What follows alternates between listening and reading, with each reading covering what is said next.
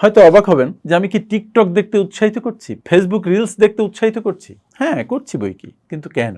বিষয় হচ্ছে আমরা অনেকক্ষণ এমন একটা কমফোর্ট জোনের মধ্যে আটকে থাকি যে আমার কোনো ভালো কাজ করতে ইচ্ছে করে না, কোনো কিছুই করতে ইচ্ছে করে না, সারাক্ষণ জিম মেরে বসে থাকতে ইচ্ছে করে। যখন আপনার কোনো কিছু শুরু করতে ইচ্ছে করে না, তখন মনে মনে একটা সিদ্ধান্ত নিন যে আমি 2টো রিলস দেখব, অথবা 2টো টিকটক ভিডিও দেখব, 2টো লাইকি ভিডিও দেখব, তারপরে কাজ শুরু করব।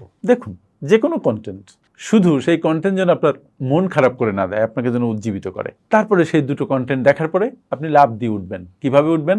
5 4 3 2 1 গো।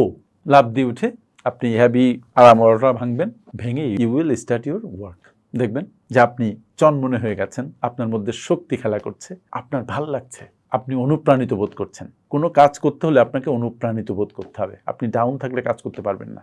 সো টিকটকের 2টো ভিডিও বা ফেসবুকের 2টো রিলস বা লাইকের 2টো রিলস যদি আপনাকে চনমনে করতে হেল্প করে, তাহলে কেন নয়? দেখুন, কিন্তু বেশিক্ষণ নয়। নিজের মনকে লাগাম টেনে ধরে তাকে নিয়ন্ত্রণ করবেন, আপনি আপনার কাজে চলে যাবেন। মনে থাকবে।